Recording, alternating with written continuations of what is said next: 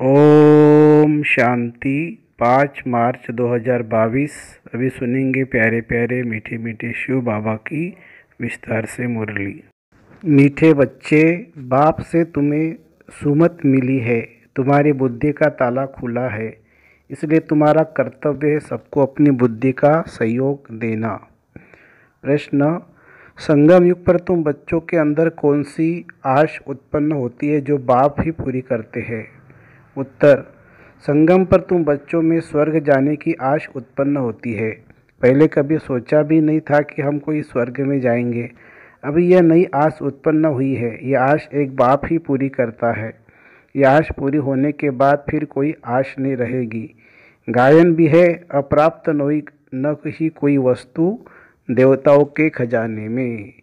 गीत है, आखिर वह दिन आया आज। ओम शांति। सभी भक्तों के लिए जरूर कोई दिन आना है। सब भगवान को ही याद करते हैं। बाकी सभी है सीताएं, भक्तियाँ, सभी दुखी है।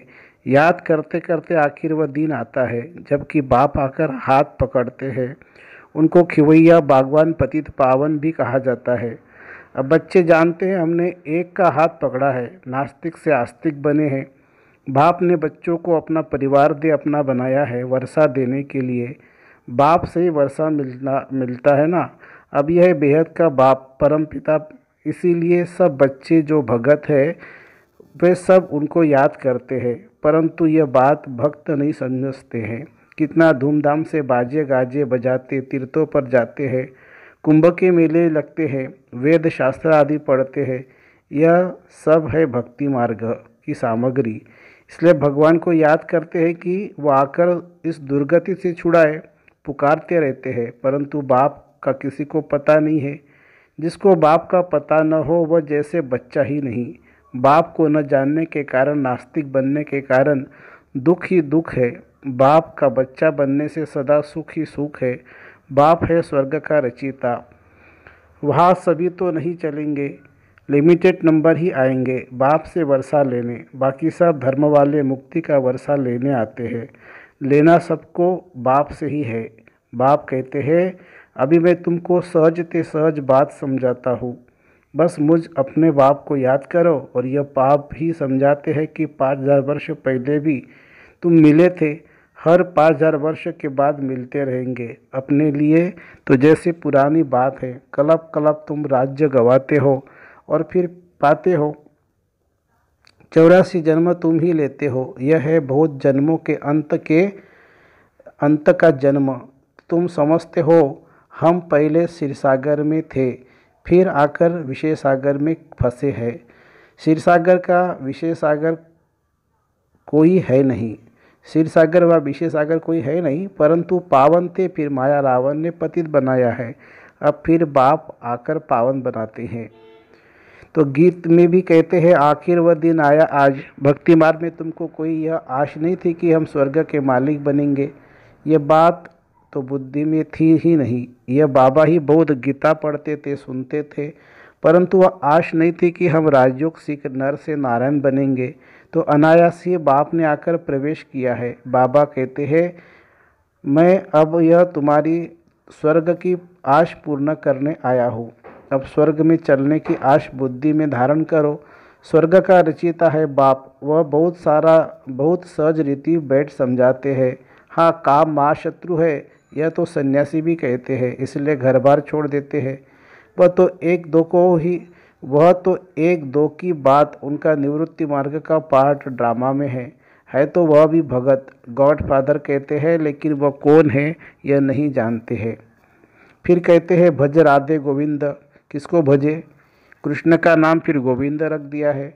जो सुना वह लिख दिया है। भल गोविंद किसको कहे? गौओं का चराने वाला, मुरली सुनाने वाला तो एक बाप ही है भी ह्यूमन गऊ की बात। आगे तुम भी कुछ नहीं समझते थे, अभी बाप ने आकर सुमत दी है।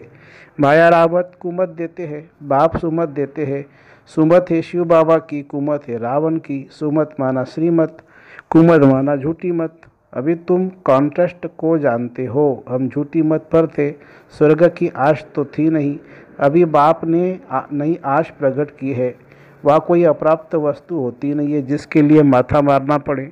अब तुम सब की नई आश है, बल पुरुषार्थ नंबरवार करते हो। बाप तो नंबर वन मत देते हैं, कहते हैं यह तो ऐसा है जो ब्रह्मा भी उतर आवे तो भी उनकी मत नहीं लेंगे। यह पिछाड़ी की महिमा है, तुम्हारी महिमा पिछाड़ी में गाई जाएगी।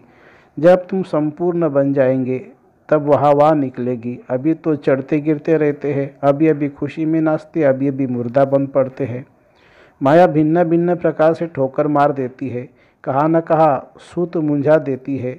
जो श्रीमत को छोड़ रावण की मत पर चल पड़ते हैं, फिर चिल्लाते रहते हैं बाबा। बाबा कहते कदम कदम पर सावधानी लेते रहो, श्रीमत पर चलने में ही तुम्हारा कल्याण है। तुम्हारे अंदर बाप ने ही आश प्रकट की है ना कि श्रीमत पर चलने से ये लक्ष्मी नारायण जैसा बनेंगे।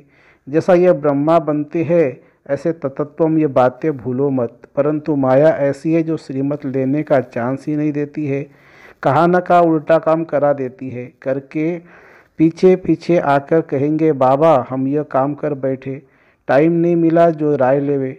अब क्या करें, बाबा ने तुमको थप्पड़ मारा, इसमें बाप क्या करेंगे। हर बात में कदम कदम पर बड़ी सावधानी चाहिए। सन्यासी कभी नहीं कहेंगे कि स्त्री पुरुष इकट्ठे रह पवित्र रह सकते हैं। इसमें युक्तियाँ बहुत है। ब्रह्मा कुमार कुमारी कहलाना कितना बड़ी युक्ति है। तुम बच्चे ब्राह्मण ब्राह्मणियाँ बनते हो, कहा कुल को कलंक नहीं लगाना। भाई बहन का नाता कभी उल्टा नहीं होता है। ला नहीं जो भाई बहन आपस में शादी करे। यहाँ तो सब भाई बहन हो जाते हैं। इस पर वो लोग हंसते हैं कि यह फिर कहा क्या रिवाज है। यह तो है ही नई बात, ऐसी राय कभी दे न सके।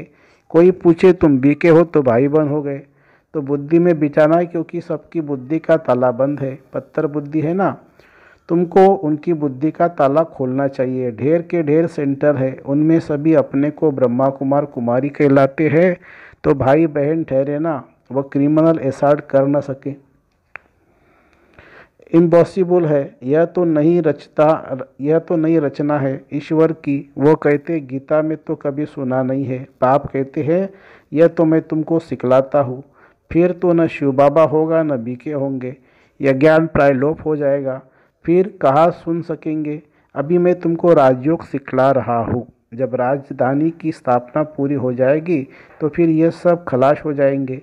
पांडवों ने राजधानी स्थापन की, यह भी शास्त्रों में नहीं है। देवताएं तो थे पावन दुनिया के मालिक, दैत्य है पति दुनिया के मालिक। इनों की फिर आपस में लड़ाई कैसे लग सकती है। स्वर्ग से नरक में लड़ाई करेंगे क्या।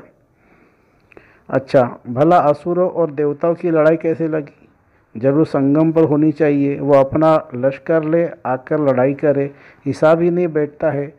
जहाँ असुर है वहाँ देवता कोई है नहीं, जहाँ देवता है वह असुर है नहीं, तो जरूर लड़ाई कैसे लग सकती है। कौरव पांडवों की लड़ाई भी लग न सके।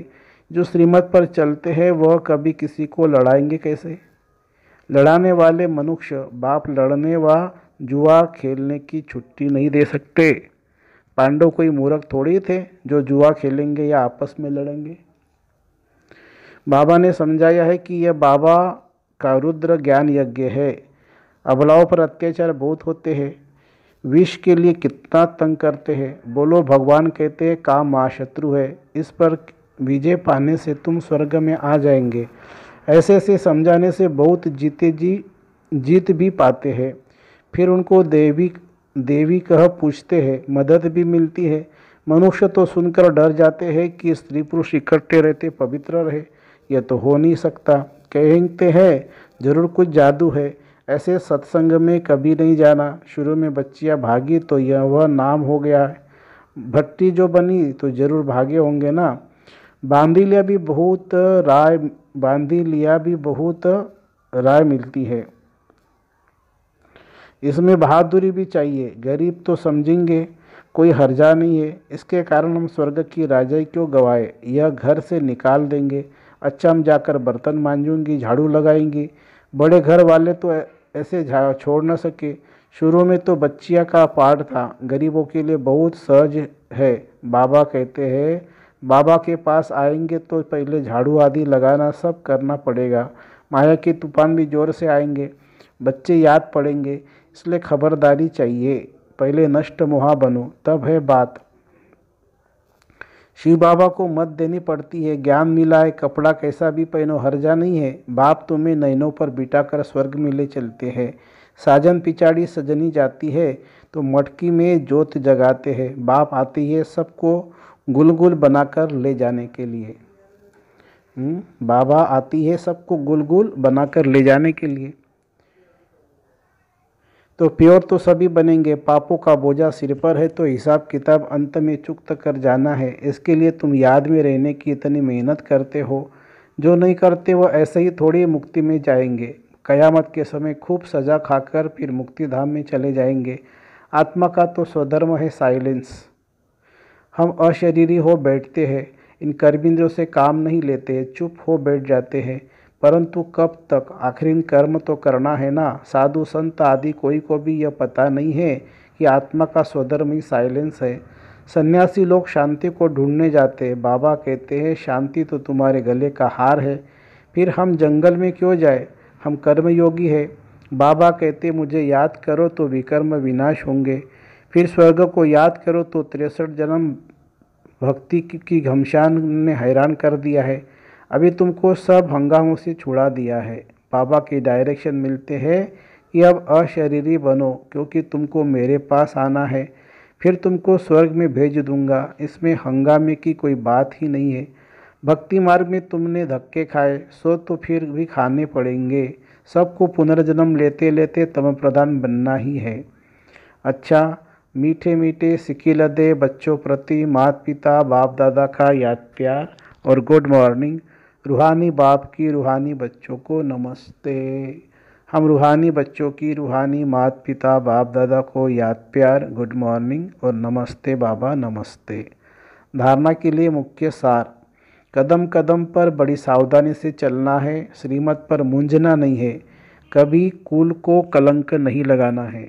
दूसरी पॉइंट, बाप के पास जाने के लिए पुराने सब हिसाब किताब चुकत करने हैं, अशरीरी बनने का पूरा अभ्यास करना है। बाप के पास जाने के लिए पुराने सब हिसाब किताब चुकत करने हैं, अशरीरी बनने का पूरा अभ्यास करना है। वरदान, बाप की समीपता के अनुभव द्वारा स्वप्न में भी विजय बनने वाले समान साथी भव।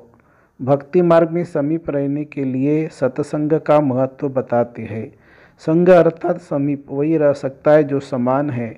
जो संकल्प में भी सदा साथ रहते हैं वह इतने विजय होते हैं। जो संकल्प में तो क्या, लेकिन स्वप्न मात्र भी माया वार नहीं कर सकती। सदा मायाजित अर्थात सदा बाप के समीप संग में रहने वाले।